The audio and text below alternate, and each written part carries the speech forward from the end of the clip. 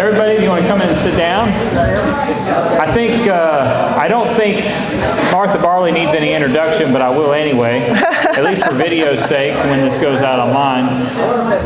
Martha Barley is Pastor Dave Barley's wife, who passed away just a few months ago, and Pastor Sheldon Emery's daughter. And I think I can say this with confidence that many of us wouldn't be here today if it wasn't for the Lord using Pastor Sheldon Emery's ministry and his work. I know many of us here, either through other ministries or other people that were affected by that, or by him himself. There's one lady here. Where's Susan? Susan, she went to Pastor Sheldon Emery's church back in 1970, early 70s. And early 70s. Yep. And it's been still here. So I wanted to make note of that. That's something that's good. And it was in Arizona right before they went to the church, right? Yeah, well, it was in Arizona. Yeah. Yep. So anyway, I just wanted to say that. She's going to give a message, and I'm very honored for her to take the time to do it. Well, before we start, let's open in prayer. Kind of, Father, we thank you for this meeting. We thank you for your Spirit being here and directing all of our words, and we ask you to bless everyone here and also to heal anyone who has any sicknesses. In Jesus' name, amen. Well, you introduced me a little bit, but to add to that, can't hear me? Okay, what do you do, Matthew? Keep talking. I don't. Oh, you're back there. Okay. Is that better? Yes. Okay. I'm a 65-year-old mother of 7, grandmother of 10, and I had 3 brothers growing up. And I lived in neighborhoods with mostly boys, and most of my cousins were boys, so I was really in a male environment. And the Lord blessed us with 6 sons and 1 daughter, so I always said that He gave me, the foundation. So either I was good at raising boys or I needed more practice. My children my oldest is 42 and my youngest is 28. So to just give you an idea of the range of them. My father learned the Israel message from Pastor Steve Stadscliffe, who was in Minneapolis, and around 1960. I was born in 58, so I've grown up, I'm like Kevin, I grew up not knowing anything different. And my dad studied under Pastor Stadscliffe for 7 years before he was ordained and sent to start a church in Phoenix, Arizona. I was 9 when my dad became a minister, and we went down to Arizona, and the group there that wanted a church, about half of them left within the first 6 months because they didn't feel Dad was preaching what they wanted to hear. So my mother worked for 10 years at a full-time job in order for my dad to be able to start the ministry and do all the things that he did. And she raised 4 kids at the same time. So she really put in the effort to make things. And there were a few times where they thought they'd have to shut the church down and my dad go do something else. So they went through their challenges. And Dave was stationed in Lake Luke Air Force Base in Arizona, and he had learned the Israel message from Pastor J.V. Foster in San Antonio. And when he was sent to Arizona, a friend of his told him about my dad, and so he gave him the address and he wrote. Well, Dave attended the church while he was still in the service, and he attended for a year or 2 before we ever dated. But his friend reminded him, he says, "Oh, Pastor Emery's probably got a daughter. You guys will get married." Well, that friend of Dave was the best man at our wedding. And he reminded Dave had forgotten that conversation. So over the next few years, over 18 years, we had our 7 children. But we moved to Sandpoint in 1991 at the Lord's direction, and there were so many miracles that took place to end up where we were that we knew exactly that was what the Lord wanted us to do. So our 7 children had a combination of homeschooling, private Christian school education, and even public school, because we got to the point in Sandpoint where the private Christian school that we had some of the children in closed, and the other Christian schools would not allow my children to attend. And we chuckled about it, Dave and I, because what were they so afraid of? we're asking them to teach our children. We said, we're not asking our children to teach you, but it just shows sometimes the fear that's out there. So during my 65 years, there's been some aha moments. And one of them was, I was driving, and that's the next slide, so I gotta learn how to do this here. I was driving and saw, did it change? Nope. Okay, Matthew. Whoops, sorry. Well, is Matthew here? I was going to go to the next slide, but it's not going. Do you know what it is? I saw a bumper sticker that Kevin happened to mention, and it said, from your life may be the only Bible that someone reads. And I had never seen that bumper sticker, and it really made me stop and think. I was like, wow, is my life showing forth that? And I never really, I don't know, it had never hit me as hard as it did. So I started thinking about that and thinking about, well, how could I change my life so that that is the way it is? Often as women, whether we're married, single, one child, no child, grown children, we get overwhelmed with our daily tasks and we can forget this very important point, which is in Ecclesiastes 12:13. Let us hear the conclusion of the matter. I should have wrote it down here. Fear God and keep the commandments. We forget that that is the whole duty, is to keep the commandments. So many Christians out there, they're not told that the law is valuable, and they're not told that that's our duty.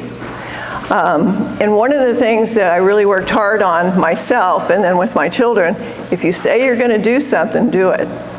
And my kids used to try to get me to promise to do something because they knew if I promised, I would do it. And I used to say, well, we'll see. And they were always like, oh, that's no. And I said, no, we'll see, because I don't want to commit to something if I couldn't do it. And sometimes we need to really be careful with our words. When Dave and I were first married, you know how you tend to be like your parents when you're first, out there on your own. My mom, unfortunately, had the habit of letting things build and then exploding. So you didn't even know she was upset until the explosion. Well, I had learned that behavior. And I exploded one time at Dave, and he goes, wait, stop. You are not mad about this. You are mad about something that happened some time ago. So let's not do this. Let's have the discussion over here when it's first starting. Don't let it build up. And I said to him, well, you're absolutely right, but you're going to have to help me, because this is a learned behavior that I've got to break. So we prayed about it, and he would stop me sometimes, and sometimes I would explode, but he helped me work on it. And then I did the same thing for him with different behaviors we had. And that's one thing as helpmates with each other. If your spouse says, okay, you're not doing this right, don't get angry, don't get upset, say, okay, wait a minute, back up, explain it to me, and then let's work on it. And it does take both of you to do that. So love is not putting up with bad behavior, whether it's you or your kids. We must manifest the fruits of the Spirit. And I know you guys have met Christians who have no patience. You've met Christians that don't seem to show the love of Christ in their lives.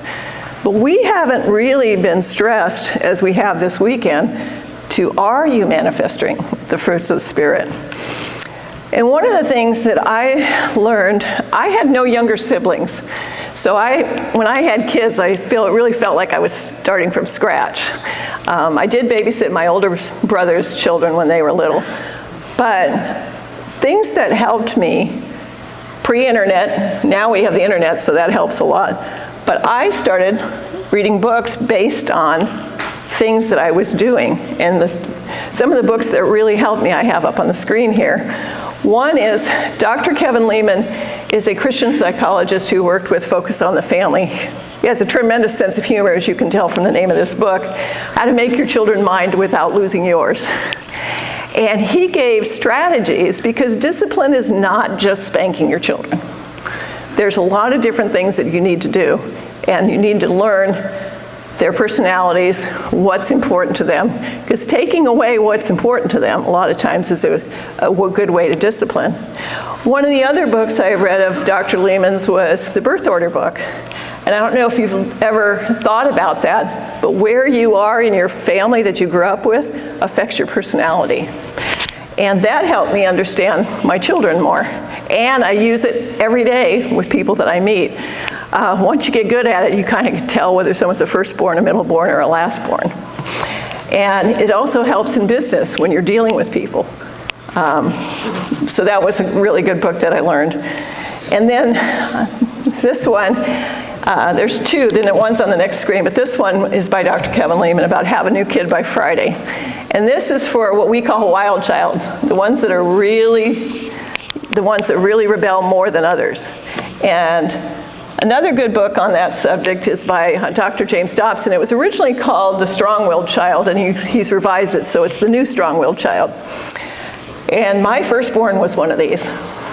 I can remember he was sitting in his car seat. I had my diaper bag, and I was sitting next to him, and Dave was driving, and he's reaching for stuff in the diaper bag. Well, I wasn't going to move the diaper bag. I just figured, he's going to learn not to put his hand in the diaper bag. He put his hand in the diaper bag. I slapped it. We did this 10 times, and I'm slapping him harder every time, and he's still reaching for the diaper bag. And I was like, oh my gosh, what am I going to do? Because this isn't working. And a friend of mine gave me that book on the strong-willed child. And a lot of firstborns are a strong-willed child. So it kind of is a combination of things.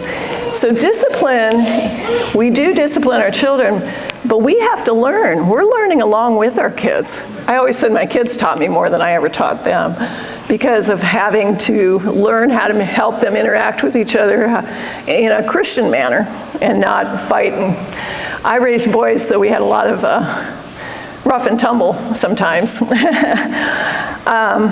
And when my daughter came along, that was a whole new ball game for me, let me tell you. Now, another thing we do, and we need to recognize as Christians, is when our children grow up and leave home, they are starting their own family. They're not adding to your family. They're starting theirs. And too many people don't let their adult children be adults. When your children leave home, they're responsible for what they do from then on. And you need to let them fail. Don't be rescuing your kids all the time. Dave one time got a phone call from a gentleman, kingdom believer. He was 70 years old, and he was actually in tears asking Dave, when do I get to stop supporting my kids? And nobody at 70 should have to be supporting their adult children who are able to work. And this man was doing that. And Dave was like, well, you should have stopped supporting them when they left home. This is on you. You shouldn't have done it this way. And he made really good money in his job, and he just kept giving his kids money. You're not helping your children when you do things like that. And it's the same thing with discipline. By letting them get away with bad behavior, you're not helping them. And when our oldest son got to potty training stage, of course, I'd never trained a child before, right? So I was being way too lenient with him. And I had to go do something, and Dave had him that day. And Christopher was old enough to know better than to mess in his pants, and he did. Well, Dave cleaned him up, spanked him really hard, and says, you're not doing this anymore. And he never did. I was being too easy on him.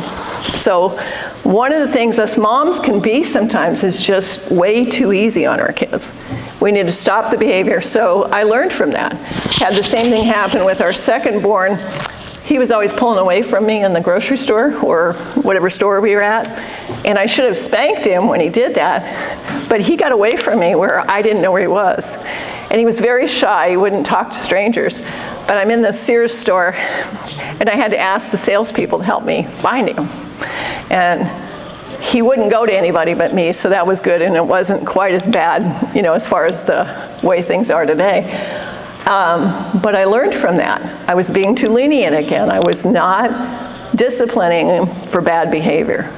And each child is different. The Lord didn't give us all the same ones, so you have to do different things with each child. It's not like you learn it with one and you're set. But these books, I read them and I put into practice the things that they were talking about, and it really, really helped me. So don't be afraid to read books that are from Christian sources that are not necessarily kingdom sources. Just compare them to the Bible. See if what they're saying is what the Word of God is saying as well. The other one that helped me, for you ladies that are raising boys, as women, we were little girls. So we kind of understand little girls, because we were once them. But we were never little boys. And boys, just as all of you know, men and women are very, very different. Dr. Dobson wrote this book about raising boys. And one thing that boys really need is a lot of physical activity. Now, if you have a farm or you have things like that, and you can do that at home. We didn't have that. So my boys were involved in a lot of sports activities, and then we had friends that had construction companies, so as they got up older, they got put to work. They worked for people, and they need that rough and tumble stuff that they do with other males. And this is part of what Dr. Dobson talks about. And to kind of go along with that, there is a whole area that us women do not understand. Steve Attenberg has written a whole series of books about battles. And this one's called Every Man's Battle, but he has Every Married Man's Battle, Every Young Man's Battle, Every Young Woman's Battle. We live in a situation where we're basically in Sodom and Gomorrah. We as women do not understand how hard that is on men. And like I said, I had 3 brothers growing up, raised 6 sons. I didn't read this book until my youngest was a teenager. I was blown away of the things that men have to handle that we are totally unaware of. So I really want to encourage people to read some of these books, because as women, we cause a lot of problems for men that we don't realize we're causing. And this is a whole area, especially with young men, that, a lot of marriages break up because of infidelity, but a lot of the infidelity can be caused by our behavior as wives. And I don't remember which pastor read the passages about defrauding each other. It's very, very important that we understand how important that is to men, and to not use that as a weapon in our lives. I gave this book to my daughter before she was married, and I gave it to my daughter-in-laws after they were married, just so that they would understand, because it's not a subject that a lot of people talk about. The gentleman, he wrote this book with someone else, but he's actually written about 60 books. So this guy knows his subjects. He's written on a few other subjects too, but he's very, very good. This book helped me when I was a young mom. Dave and I got married and we moved to San Antonio, and I didn't know a single soul, because that was Dave's hometown. And so I had to kind of start over, and my folks moved a lot, so I'd kind of used to that. But prior to me getting married, I have a twin brother. So my twin brother was very gregarious, always got to know everybody, and I kind of got to know him through him, because I was more introverted. So it was a real challenge for me when we first got married. And then also to have the responsibility of suddenly paying all the bills. I hadn't done that before, because I was 20 when we got married. So I had I was in college, and I was living on campus, and I was paying for my college, because back then it wasn't so expensive. But I hadn't really done it very long.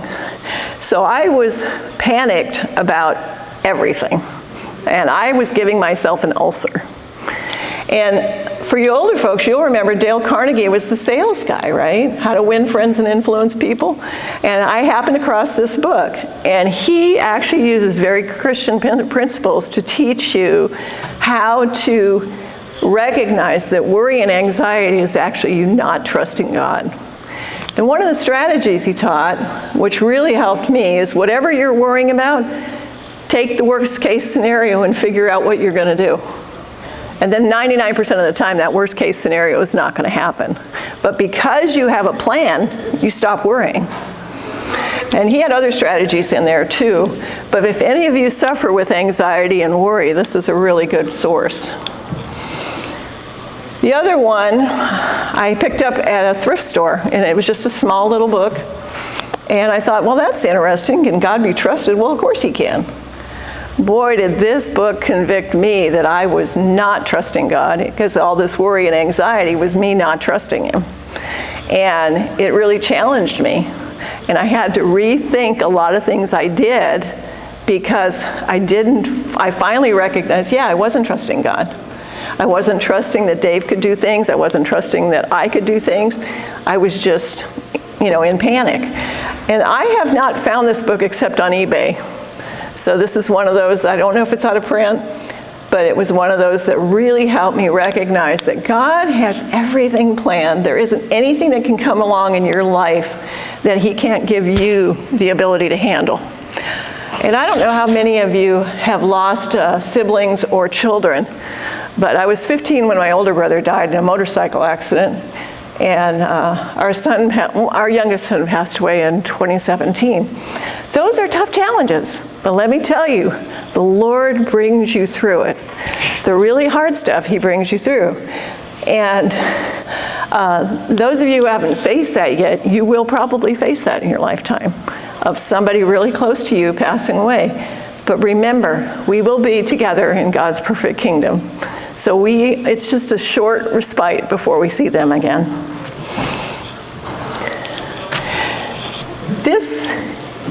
My boys, this was before I had my daughter, on a Mother's Day, gave me a doll that had this plaque on it. And it says there, if mama ain't happy, ain't nobody happy. Now, my boys thought this was really humorous, and they had no idea how hurt I was when they gave me this. Because I thought, oh my gosh, is that how they see me? I didn't want them to see me as someone who was constantly upset, and if I was unhappy, they had to be unhappy. So that was another moment in my life where I went, oh wow, wait a minute, what am I doing? So I didn't say anything to them because they thought this was a very humorous, fun gift, that they'd given me. But I asked Dave, and this is one thing that's really important that we do. If we see something like this, have a talk with your spouse and say, where am I screwing up? Where am I manifesting this? That they think this is true. So take those moments that God gives you and have that conversation with your spouse to say, where can I improve? What can I do differently? And can you help me? Always ask for help,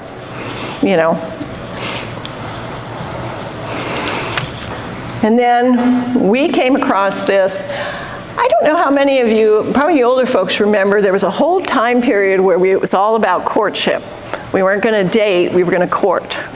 And there was quite a few pastors that spoke on that. And we were really wondering about how can we help our children as they're getting old enough to get married to find a godly spouse and then to have a godly marriage and maybe not have all the challenges that we had. Well, Pastor Mark Gungor is a pastor out of Green Bay, Wisconsin. And I've put the website up here, and I have this on paper if any of you want the resources I'm talking about. But this man has come up with one of the best marriage things I've ever seen. And he does it with tremendous humor. The name of his book is Laugh Your Way to a Better Marriage. And if you watch your videos, you will be laughing. I mean, he has just got it down. But one of the things he talks about that most of us women have no clue on is that we know that we multitask and that men are more one-task oriented.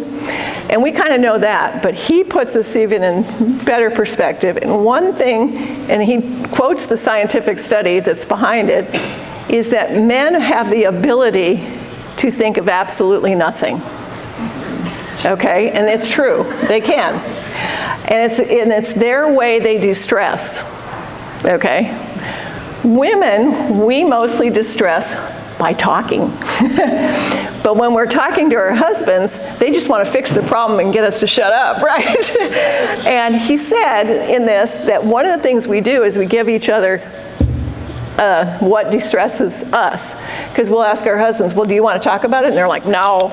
You know, and they'll say to us, well, just stop talking about it. Just stop thinking about it. And we can't. You know, we can't stop thinking about it because our brains are always going. And that's just one of many. And once we came across this, we played it a couple times a year with our entire family so that they learned these principles, because what he explains is the differences between a man and a woman, and then how do you make that work together? And you understand each other better. And he's very, very funny. So God blessed him with a great sense of humor. So he does have these in DVD format, and he also had a book. And this is what I give as wedding presents. Because what better gift could we give a new couple than the ability to work together better for Christ? And we actually, even now, my kids are all married, but we still all watch this once a year, you know, and we just laugh about it. And because we've watched it so much, we know the phrases, and we'll say that to each other when different things come up. So it's something I think you guys will enjoy. Now, I know not everybody can homeschool. I homeschooled my oldest all the way through, and then the others were varying degrees of that. I don't know how many of you were good in school, and school just came super easy to you. That's kind of the way I was. So I actually didn't make a very good teacher at first, because I just didn't understand why is this so hard, you know? But I had to do a lot of studying and reading to find out that, yes, some kids really struggle. And I know Dave really struggled in school. And in fact, he said the only reason he graduated high school is because they wanted to get him out of there. And when we were first married, I had gone and got a library card. And he came home we were both going to college and working. And he came home one day, and I was reading something. And he goes, what are you reading, something for school? And I said, no, just something for fun. And I remember he looked at me in utter astonishment. You read for fun? And I had always read various things for fun, so it was just really funny how different that was. He just he'd read novels in high school that he had to read, but you know, he wasn't much of a reader at that point. He later became quite a bit of a reader, but never novels. So one of the greatest helps I ever had it's called CelebrateKids.com. Dr. Catherine Cook has done tremendous research, and she's taken from other people's research. And she had a DVD by this title, but she also has a book by this title, How Am I Smart? And what this does is break down how children learn and what's their strengths and weaknesses so that you can teach so that they can learn the best. And I didn't come across this until my older kids were already married, but my younger kids I was still homeschooling. And it just helped me understand how to teach, especially my fifth son.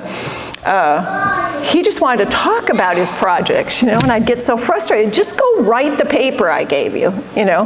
Well, what I didn't know is there is major differences on how children learn. And she does this for public schools and teachers, and she does it for homeschoolers, she does it for Christian schools. And she has a whole series of books now.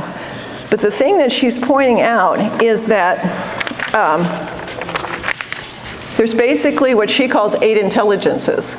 And for some kids, they're word smart. And these are the kids that do well in school because they think with words and writing, vocabulary. That's their forte, okay? And they do really well in school. Logic smart kids think with questions, and they love to discuss and discover truth on their own. And a lot of kids who do really well in school are kind of a combination of those two. But then you get to kids that are picture smart. These are kids who think with their eyes. And she gave a great example that when you do multiplication tables, these kids need a picture to go with that. So the one I remember is 4 times 4 is 16, right? So what they did is make flashcards that had a picture of a 4x4 Jeep, because you have to be 16 years old to drive the Jeep. So With those kids, rather than doing a flashcard that says 4 times 4 is 16, that isn't the way they're going to learn it. And you could sit there and do those flashcards forever, but if you made it a picture, then they'll remember it. And these kids will be the ones that are trying to turn the page to get to the picture. They're not looking at the words, you know. And they enjoy fiction and history and the Bible because they see what is written. They're very visual in their mind when they're showing things. Another one is music smart. And these are the kids who click their pens and move and, you know, they've got rhythm. And one of the parents that I knew that was homeschooling, they put this child on an exercise ball. Let him wiggle. Okay, don't stop them from wiggling. And then she also took a rebounder, put their spelling words up on the wall and let them bounce. Okay, let them move, because these kids need to move to think. And I had no idea that that was something, you know, because when I was in school, you sat and had to be quiet. But I knew that some kids did not succeed well at school. So homeschooling, we can do it different. Another is nature smart, and these kids that think with patterns. And they know there's a difference between a bluebird and a blue jay, not because they're not both blue, but because the pattern's different. People smart kids is like my 5th son who just drove me nuts. They do need to talk to other people. They need to talk and discuss, and then they can go do the project. And I just wanted him to go do the project because that's not me. And the last one, it was funny because when we did the DVD, she did them in this order. And the last one is self-smart. These are kids who think deeply inside of themselves with reflection. They don't need other people's ideas. And they crave quiet, peace, and privacy and space. And it was funny, because as we were watching this DVD, everybody was identifying everybody, and they all said, "Mom, that's you." And it was fun. But I haven't been able to find the DVD. I guess she doesn't make it anymore, and I couldn't even find it on eBay. So the book covers it, and she's got some new ones. The other resource I came across, and some of you may be using this, is Saxon Math, and I love the name Saxon. John Saxon is the guy who did it. You didn't like it? I found that repetition really worked well with my kids, and I love math. Math is probably my favorite subject, and we used the books and did real well with them. But again, if you know the smarts, that might not be the one to use for that kid, okay? But it is one resource that I really enjoyed. The other one I came across worked really well for me. I had never learned grammar. I don't know why in my schooling, it seems like we only learned nouns, verbs, adjectives, and adverbs. I never knew what a preposition was. I didn't know what all these other things were. I didn't know how to diagram a sentence. Well, Wanda Phillips was a public school teacher in Arizona, and I went to a homeschool conference, and she presented this. And I bought the book, and I actually went through the book myself. And this was pre-having the rest of the curriculum that she has. But the thing I loved about it is she pointed out that grammar is a limited amount of information, and you shouldn't have to teach it for 12 years. She recommended, she has curriculum for all the years, but what she does is break it down so it's very small amounts each day. And mostly it's for repetition later on after you learn it. And it was just a great resource. And you can find that one online. Now, when my twin brother and I were in school, my twin brother wanted to skip school a lot, and of course he wanted me to go with him. But I loved school. I didn't want to skip school. And anyway, Mark would skip school, and of course the school finally called my parents and said, "Mark's skipping school." And my dad sat us down, and he goes, "Well, okay, Mark, what's the deal? Why are you ditching school?" And he found out that they were not teaching phonics. They were, teaching whole words, and my brother didn't want to be called on to read out loud because he couldn't read. Well, my dad, being the way that he was, he decided, okay, well, I'll teach you then. Now, this is long before anybody talked about homeschooling. So he sat us down. Now, at this point, my dad was in real estate. He wasn't a minister yet. And so he had to work his schedule around so that he could do this at night with us, because sometimes, real estate agents are showing houses at night. And he taught us phonics. Well, we went from first grade not reading all that well. By the time we were in third grade, we were reading high school level, and by the time we were in fifth grade, we were reading college level. So phonics works, folks, if you teach it correctly. And this is, at this time, there was a lady named Evelyn Woods, and she had a course called Evelyn Woods Reading Dynamics. Now this is the book that someone has put together, because she's passed away a number of years ago. But those of you who are musicians, you'll get this, because that's what clicked in my brain, because I played piano and organ and cello. When you're playing music, you're not saying, oh, I'm playing a C, D, G. You know, we're not saying the note names. We just play it. We see it and we play it. As you learn to read, obviously you're reading out loud so your parents can help you learn to sound out and everything. But that also trains you to say the word in your head all the time. And you don't need to do that because your brain's already recognized it in order for you to say it. So one of the reasons that children have a hard time with reading is that they're actually reading too slow, and their brain gets bored and it goes elsewhere. So she gives in this book, and a lot of people are told to never put their finger underneath the line, you know. She actually teaches you, no, put your finger down on the line, and you're going across the page at first very slowly because you're training your brain where to look. And then as you learn that, you're actually then go down the page and kind of this way. And what you're doing is you're teaching your brain to not vocalize every word because it's already recognizing it. So you're not having to vocalize every word, you can read faster, and when you read faster, your comprehension goes up. And they've proven this over and over. So this is a book that does those skills, and even as adults it helps us. Because obviously if you can read faster, you can read more books, right? You can study more. So that's a really good resource for that. And you know, thankfully there's so many things out there to try and see what works for you. And give your kids the freedom to learn differently. It's not like the public school where they sit you down at a desk and you have to do it this way. Also, for those of you who are raising boys, they need recess. They need to have the rough and tumble. They need to be outdoors playing in the dirt, getting dirty. All of that, the dirt, you get the microbes that are actually making you healthy. And then the rough and tumble, especially young, is very important for building neural pathways in the brain. There's a book done by Dr. Raymond Moore and Dr. Dorothy Moore. They were married. It's called Better Late Than Early. The world tells us that kids should go to preschool and all this stuff. And the reality is they should actually be taught later, not earlier. Because they need to play, their fingers and eyes need to develop the hand-eye coordination, you know, like playing baseball and all these games that kids play. And boys, most boys shouldn't start school till they're 7.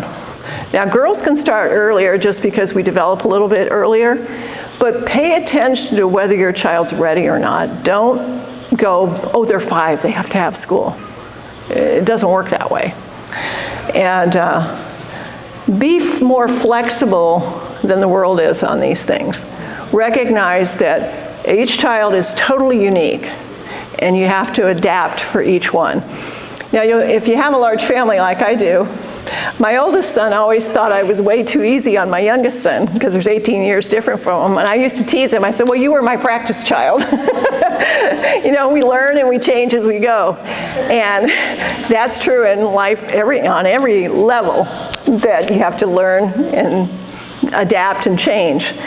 And don't be afraid to change. I know I used to be way more too rigid about things, and as I learned, I changed and was willing to listen to somebody's point of view, and oh, maybe they got something there. Maybe I can take that and run with it. So don't be afraid to ask your spouse for help, your siblings for help, or even I learned things from my daughter-in-laws and my son-in-law. You know, just always be open to that. Also recognize that as you get older, you don't have to do the hard work that you did when you were younger. You know, one time I was at a Bible conference, and it was mealtime, and I was talking to one of the older ladies, and it got that time, so I was going to get up and go help. And she goes, no, let the young women have that privilege. You already had that privilege, let them have it. And I hadn't looked at it that way.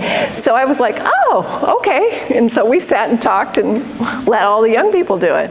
So sometimes we forget that as we get older, things change, and we need to change with that and not be so thinking that we always have to do it a certain way. Be ready to change. So those are just some of the things I wanted to share with you to think about. And too many people, unfortunately, in the kingdom movement that I've come across, they're not willing to look at resources outside the kingdom movement. And there's nothing wrong with a lot of things out there in the Christian world. They've got some things right that we can learn from. But again, always look at it through the lens of what we do know. And then if you're not sure, talk to your husband and see what he says. You read this, do you think this is valid? Is it way off base? What's the deal? Have those conversations. And if you try something, like we did the courtship thing for a while and tried that, it didn't seem to be working, and then we came across this, and this worked. And so sometimes you might try something that doesn't work. That's fine. You tried it. But don't be so rigid that you think that's the only way to do it. And I also want to encourage you to, even if your children don't necessarily believe the same way as you when they get older, always maintain those relationships. I used to have moms come up to me when my kids were involved in sports, because my older kids would even come and want to sit on my lap when they were older. And I'd have parents come up to me and say, how do you have such a good relationship with your kids? And to me, I was like, well, why don't you? But they would say that they were having all this strife. And children want to be heard. Now, sometimes they need to be quiet. They need to learn that as well. I was a preacher's kid, so I always had to sit in the front seat, the front row. So I learned real early not to, act up in church. But the thing is that give your children a lot of attention and listen to them and respond to what they're asking. And another point I learned was answer the question they asked, not more than that. I remember when one of my sons wanted to know where babies came from. That's always a fun question when you get to that point. And he was like 6. And you don't go into all the details at that point, because they're 6. And I was so glad that someone gave me that advice. Listen to the question, answer the question at the level they're at, and don't go overboard about it. At the same time, don't ignore the question, because then they're thinking they can't ask the question. And sometimes you have to tell them, well, you'll understand that a little more when you get older. I always hated that when I was a kid, but it's true. And then they always ask the question, and they get spanked or something because they didn't do it the way they said, and well, you'll understand when you get older. I used to hate hearing that, but it's true. And I also remember as a child getting spanked for something and thinking, oh, I'm never going to spank my kids, because I thought it was evil, right? And it's so true. As a kid, you think, oh, spanking's evil. But how many of you know young children, and you've watched them grown up, who were not disciplined, and they're not people you want to be around? And so these kids are handicapped because they're so unpleasant to be around as adults that you don't want to be around them. And also, for all you ladies that are raising daughters, you need to raise strong daughters. And I'll give you an example. My son was friends with a young man who got involved in smoking pot, and he got his girlfriend pregnant, they got married, they got divorced. And this young guy, when my daughter was probably 18, asked her out. And she looked at him and she goes, William, never in a million years. And William, because he'd been a friend of the family for so long, he thought she was kidding. And he's laughing, and he goes, well, when are we going to go to dinner? And she says, William, never in a million years. And he looked at her, and he was like, you're serious, aren't you? She said, your life is chaotic. Why would I want to sign up for that? And he just was stunned. But young men need to hear that from young women. They need to be challenged on, no, I'm not going out with you. One guy I dated in high school, I only went out with him once. He drove so horribly. And he did ask me out for a second date, and I said, Mark, I don't want to, I said, you're a nice guy, but I'm going to be dead if I dated you, the way that you drive. You know, so sometimes you got to think of those kind of things too. But we need to teach our young women that they need to use their brains, not just their emotions, when it comes to who they date. And sometimes we need to teach women, older women, that. I had a lady friend who said, oh, you can't help who you fall in love with. Oh, yes, you can. I looked at her because she was in her 50s. I was like, oh, yes, you can. You don't date guys that don't have a job or don't believe in the Lord. You know, you don't date these people.